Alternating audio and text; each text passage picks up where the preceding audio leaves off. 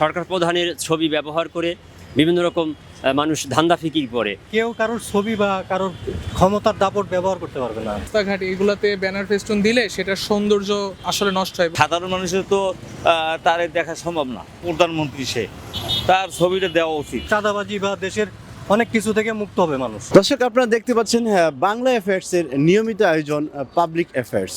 আপনাদের সাথে আমি যুক্ত রয়েছি আনোয়ার হোসেন। দর্শক, আজকের বিষয় হচ্ছে সরকারি অনুষ্ঠানের ব্যানার, পেস্টুন ও বিলবোর্ড প্রধানমন্ত্রী তারেক রহমানের ছবি ব্যবহার নিষেধ করা হয়েছে। বিষয়টা কিভাবে দেখছে সাধারণ জনগণ, জানবো আজকে আমরা তাদের কাছ থেকে।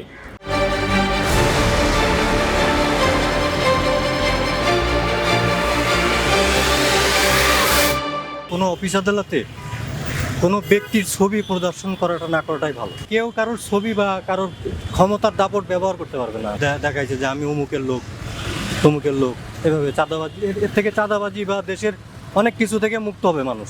অন্যান্য নেতাদের কথা আলাদা, কিন্তু একজন প্রধানমন্ত্রী সে, তার ছবিটা দেওয়া উচিত। ফেস্টুনে বা বিভিন্ন টিভিতে বিভিন্ন জায়গায় দেখা যায়, আর ওনার পরিস্থিতি আরও ভালো হবে, ওনার আরও জনপ্রিয়তা বাড়বে। তাহলে জনগণের ভালোবাসার বিধেই ওনাকে ক্ষমতায় আনছে, কিন্তু ভালোবাসাটা আরও থাকবে, সামনে দেখতে পারবে সবসময় জন্য। সাধারণ মানুষের তো তার দেখা সম্ভব না। ওই মাঝে মধ্যে যদি টিভিতে দেখে, কিন্তু তার ফেস্টুন যদি তার ছবি থাকে বা যদি বিভিন্ন জায়গায় তার এই যে মানে তার বিএনপি অফিসগুলোয় যদি তার ছবিতে থাকে, এটা অনেক ভালো হইবে, ওনার পরিস্থিতি ধরে রাখতে পারবে। ব্যানার, ফেস্টুন, ছবি ব্যবহার না করাটাই ভালো বলে আমি মনে করি। এই জন্য অনেক সময় যদি দেখা যাচ্ছে যে রাস্তার ইটাও দেখা যায় না, ঠিক আছে, ব্যানার ফেস্টুনের কারণে সাইডে এগুলো কিছু দেখা যায় না। এটা অবশ্যই ভালো দিক, এটা তো আমি আসলে কোনো খারাপ দিক দেখি না আসলে। এই আর কি আমার হিসাবে আসলে আমার কাছে যেটা মন্তব্য মনে হয় আর কি। মানুষের যে একটা আবেগ, মানুষের যে একটা ভালোবাসা, সেই ভালোবাসার কারণেই তারা ফেস্টুন, ব্যানার এগুলা করে থাকে। আর নেতাকর্মীরা মানার চেষ্টা করবে তারা, কারণ যেহেতু তারেক রহমান বহুদিন পরে সে লন্ডন থেকে এসে নির্বাচিত হয়েছে, তো ওনার কথা রাখার জন্য নেতাকর্মীরা চেষ্টা করবে, অনেকটা চেষ্টা করবে।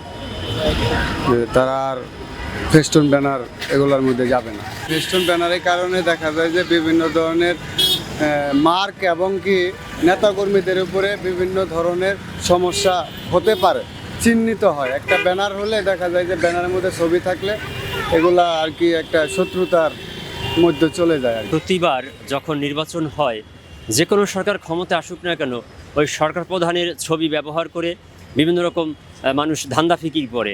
যে কোনো জায়গায় দেখবেন, সে বিগত সরকার হোক, ডক্টর ইউনূস সাহেবের সরকারের সময় হোক, আর বর্তমান সরকারের সময় হোক, সরকার পরিবর্তন হওয়ার সাথে সাথে এরা ওই সরকার প্রধানের ছবি ব্যবহার করে বিলবোর্ডে, ফেস্টুনে, ব্যানারে, যে কোনো অনুষ্ঠানে, এমনকি সামাজিক অনুষ্ঠান, সাংস্কৃতিক দলীয় অনুষ্ঠান না, এমনকি গ্রামের পাড়া মহল্লার বিয়ের অনুষ্ঠানেও দেখা যায় ঈদের শুভেচ্ছা দেয়, পূজার শুভেচ্ছা দেয়, নববর্ষের শুভেচ্ছা দেয়।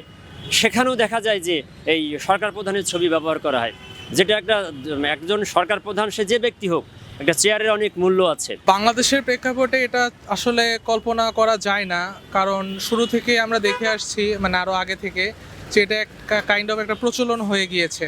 বাট যদি সরকার এটা নতুন উদ্যোগ নিয়ে থাকে এবং নতুনভাবে এটা কল্পনা করতে পারে, আই ফিল লাইক আমাদের জেনারেশন এটা সাধুবাদ জানাবে। জেন জি এবং বর্তমান জেনারেশন তারা বেশি অনলাইন ফোকাস, অ্যান্ড অনলাইনে যদি তারা কি বলে প্রচারণা চালাতে পারে, আমার মনে হয় না ব্যানার, ফেস্টুন মানে দরকার আছে। এবং লাইক আমাদের প্রকৃতি এবং রাস্তাঘাট এগুলোতে ব্যানার, ফেস্টুন দিলে সেটার সৌন্দর্য আসলে নষ্ট হয়। এবং আমরা যদি অন্যান্য দেশের দেখি, আমাদের সেরকম ব্যানার, ফেস্টুন আসলে আমরা দেখি না। সো কেন বাংলাদেশ এটা আসলে দরকার হবে? সো আমরা সেভাবে দেখতে পারি বিষয়টা।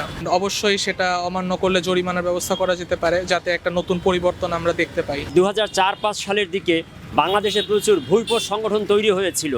বলা হয়েছিল বাংলাদেশ জাতীয় দল, অমুক দল, তমুক দল, তাঁতি দল, এটা ছাড়া বিভিন্ন ভুইপোষ সংগঠন তৈরি করা হয়েছিল। বলা হচ্ছিল এগুলা বিএনপির অঙ্গ সংগঠন। তখনই তারেক রহমান এমপি ছিলেন না, মন্ত্রী ছিলেন না। তখন তিনি ঘোষণা দিয়ে আদালতের মাধ্যমে যে বাংলাদেশে এতগুলো হচ্ছে বিএনপির অঙ্গ সংগঠন, এছাড়া বিএনপির কোনো অঙ্গ সংগঠন নেই, এর বাহিরে যারা অঙ্গ সংগঠন দাবি করতেছে এর বিরুদ্ধে আইনগত ব্যবস্থা নিতে বলছিল পুলিশকে। তখন সমস্ত মানে যত ভুইপোট সংগঠন ছিল আস্তে স্তিমিত হয়ে গেছিল। বর্তমানে দেখা যায় আজকে 4 মাস সরকার বসেছে ক্ষমতায়, তারেক রহমানের ছবি ব্যবহার করে বিভিন্ন বিলবোর্ড, ফেস্টুন, ব্যানার, এটা সেটা অনেক কিছু হচ্ছে, যেটা বিএনপির দলীয় প্রোগ্রাম ছাড়া, রাষ্ট্রীয় প্রোগ্রাম ছাড়া ব্যবহার করা উচিত না। রাষ্ট্রীয় আইন আছে, সেখানে তারেক রহমান বলেছেন যে যথেচ্ছা কেউ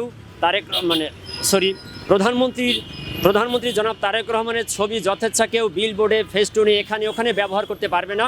এটা একটা ভালো দিক, বাংলাদেশের জন্য একটা ইতিবাচক দিক আমি মনে করি। আজকে যারা বলছেন তারা আসলে সরকার যে আসছেন বিষয়টি খুবই ভালো একটা দিক। সবাই বলছেন, অনেকে ভালো বলছে, অনেকে খারাপ বলছে। তো আপনি কি বলছেন অবশ্যই জানাবেন।